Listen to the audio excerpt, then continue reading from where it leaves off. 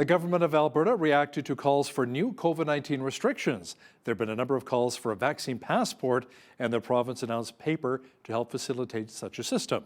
To discuss this in more detail is our legislative reporter and the Alberta correspondent with the National Post, Tyler Dawson. Now, Tyler, the NDP is demanding that the legislature be recalled to debate further policy proposals. If there's been one theme of the past few weeks of Alberta politics, it's been, almost exclusively COVID-19 stuff.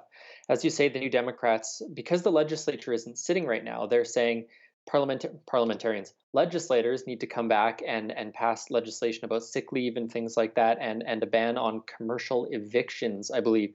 But of course, in the background of all of this are these calls that have been going on for weeks now for a vaccine passport system.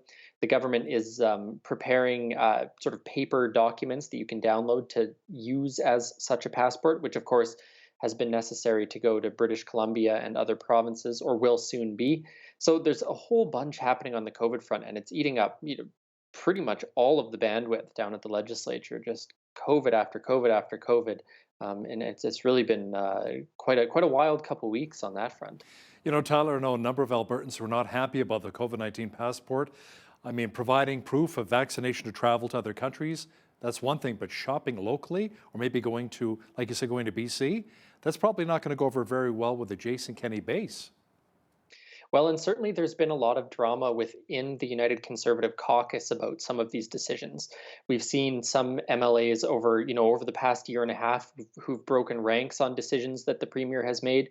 We've just sort of seen people who aren't super happy all the time with some of the decisions he's made, and this is doubtless going to be one of them. So even though the vaccine passport system seems to actually poll relatively well among Albertans, something like 70% of people, support this sort of idea.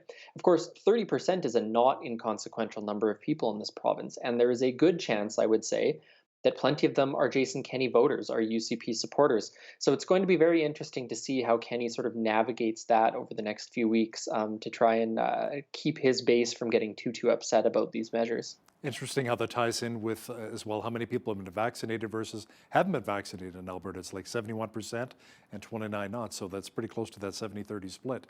The federal election, Tyler, is just around the corner, and it appears as though Liberal leader Justin Trudeau has been taking a number of shots, not just at Erin O'Toole and Jagmeet Singh, but also Alberta Premier Jason Kenney. I'm surprised Trudeau hasn't also taken shots at Stephen Harper again. Now, Tyler, a number of topics have been discussed during the election campaign, including promises by the Liberals to fund transition for workers out of the energy sector, carbon capture by the Conservatives, and daycare promises by the NDP. Yeah, so the thing about this election that's kind of notable compared to 2019 is that Alberta hasn't played, sort of a central role. Like Western alienation isn't a central role in this election. But of course, tangentially, there are all these things that are being discussed that do affect Albertans. And as you mentioned, something like transitioning energy workers to green jobs, whatever that future might be, whenever that might be, is something that is clearly going to be of interest to voters. Carbon capture for the Conservatives, and of course for all three parties, some sort of carbon tax or some sort of carbon reduction program, and also daycare, because of course all the major parties are promising some sort of daycare scheme. So, there are these issues, I think, that matter to Albertans that are being talked about on the federal campaign trail. But of course, none of the issues are, Alberta itself, which is just sort of an interesting distinction from 2019. And as you mentioned right off the bat, yeah, Trudeau has been campaigning against Jason Kenney to some extent. He said in recent days that would you want Erin O'Toole sitting across the table from Jason Kenney when trying to end the pandemic, sort of things like that, trying to sort of paint Erin O'Toole as the same as Jason Kenney, who of course is not an especially popular premier right now because of the decisions his government has made around the pandemic. So sort of a strange election from an Alberta perspective. And of course, very few of the party leaders have spent very much time here is the other thing. So it's been, I feel like I'm just kind of an observer of it. I barely feel like I'm covering it, It's true. Yeah, I look online as well, and you see a lot of the media veils with Erin O'Toole, Justin Trudeau, Jagmeet Singh. They're in Whitby, Ontario. They're in Montreal, Quebec. They're out in the Atlantic provinces. They're back in Scarborough, Ontario. East of Toronto there, and part of the GTA. I'm like, what's going on? What about us here in Alberta? You're right. It's almost like they forgot about us. Now, Tyler, back in 2019, Alberta Premier Jason Kenney was all over the federal election, throwing his support behind Andrew Scheer. but he's been very quiet this time around. Why do you think that is? I think it's probably partly what we just sort of talked about, that Jason Kenney is not super popular among Alberta voters, and Aaron O'Toole needs Alberta voters. Obviously the election, as you sort of hinted at, is being fought out in some of these other places. One riding in Alberta is not going to like swing the election compared to the importance of ridings around the GTA and things like that. But Aaron O'Toole needs to depend on pulling most, if not all, of the ridings in Alberta and Saskatchewan in order to have a fighting chance at a minority or a majority or a strong minority. Against the Liberals. So with Jason Kenney being as unpopular as he is right now in parts of Alberta, I think probably they're looking at it and saying, well, this is a little bit of a risk. If Aaron O'Toole was to come to like downtown Edmonton or downtown Calgary to campaign and Jason Kenney was there, well, that might not be the best thing for his campaign. So I think that's certainly a large factor that's at play here. And we have sort of seen that in the past. Jagmeet Singh did not spend very much time in Alberta in previous years. Rachel Notley did not spend very much time with him for sort of similar reasons, I think. I think it's safe to say as well, Tyler, that a lot of provincial party leaders, a lot of premiers have taken quite the hit in popularity during the COVID-19 pandemic, and Jason Kenney included, as we just mentioned. Do you think he has enough time to rebuild his image and the party's image? Because the next provincial election's not for another couple of years here.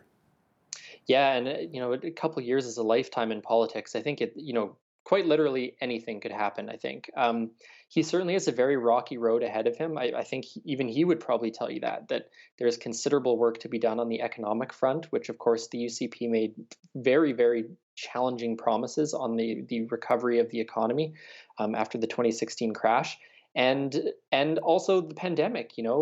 3 months ago, the premier was saying that we were going to be out of it for good, and now that's not the case. And so, when is that going to be the case? So I think the future is very unclear for the premier and for his party. But it's a lot of time, and anything can happen for sure. It's just going to take, I think, a fair amount of hard work on the part of the Conservatives to convince people to vote for them instead of looking at the alternatives. One thing I find very interesting here in Lethbridge, we've got an NDP MLA and a UCP MLA, and of course Shanna Phillips is a polarizing figure down here, and she has her supporters and her detractors. But I've noticed that Jason Kenney, our premier, and the UCP have been sending more ministers our way. And Premier Jason Kenney's been, coming our way a lot more. So I'm thinking maybe they're kind of building some momentum heading up to the next election to win that seat back from Shanna Phillips of the NDP. Now, social media can be a very nasty place, especially Twitter. Tyler, the Alberta NDP have been slinging their stones at the UCP, and you feel it's having a bit of an impact on the government? Well, I think what the NDP has been very successfully doing the last couple weeks is being very relentless on the files that they care about. They've been relentless when it comes to talking about coal expansion in the Rockies. They've been relentless when it comes to the pandemic.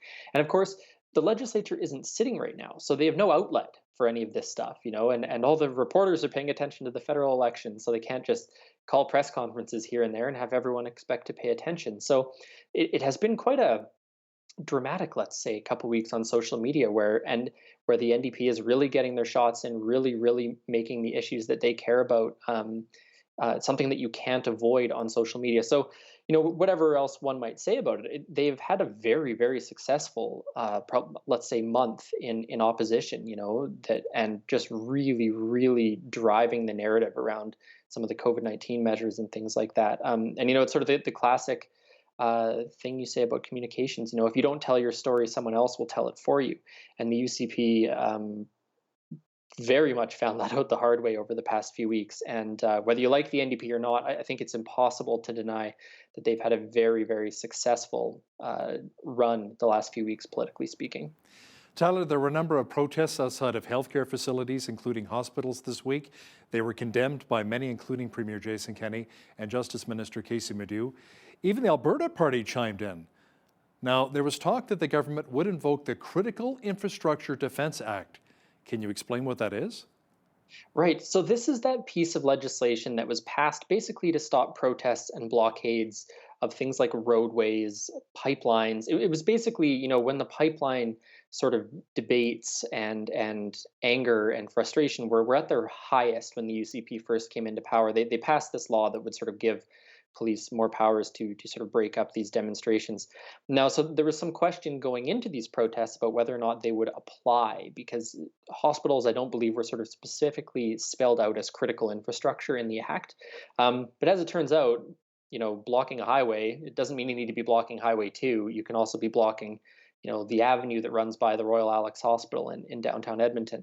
So there was talk that that might be invoked, and there were certainly plenty of calls on social media from opposition politicians for the police to put a stop to these things, before they really got started. And then I'm not totally sure if you guys had one down in Lethbridge or what it looked like, but the one here in Edmonton was fairly inconsequential, frankly. Yeah, no, we definitely had a protest in front of the Chinook Regional Hospital as well. Now, Tyler, the draft school curriculum also remains a contentious issue. There was even a recent protest at the Legislature. Some believe the curriculum does not accurately represent history and really downplays Indigenous issues. Tell me more. That's right. So, one of these issues that has been going on, I mean, it's got to be a year probably now since we first started talking about this. And there's still a diehard core of people who care very, very strongly about this. And a couple hundred of them were at the Legislature on the weekend protesting against it. And of course, as you mentioned, the curriculum has been very controversial, and it has even led to some criticism from within Premier Jason Kenney's own caucus, who have said, look, this curriculum is so unpopular, so few schools are even testing it this year. How are you even getting, a proper testing and feedback on this curriculum? And the suggestion from internal critics and external critics, of course, is that they should go back to the drawing board and redo the whole thing.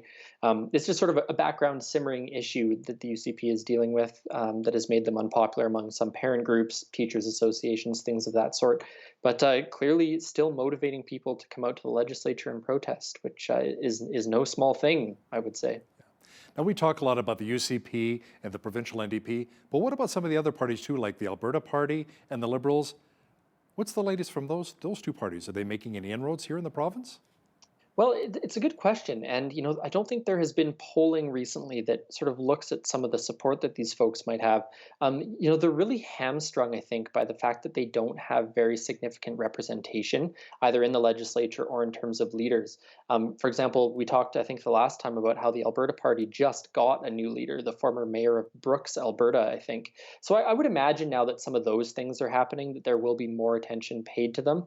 But the sort of, it's like watching Godzilla and King Kong fight across the city, and these other parties they're sort of the firefighters going around trying to spray down the fires or something like that. It's not a great metaphor, but I think that's really the fight between the UCP and the NDP has just taken up so much bandwidth and has been so dramatic over the past year that these guys are just struggling to squeeze in a little bit of attention here and there. Solid reference, though, with King Kong and Godzilla. You really took me back to my childhood, so thanks for that. I appreciate it. He's the Alberta correspondent with the National Post and our legislative reporter, Tyler Dawson. Thanks for your time, Tyler. Anytime, Hal.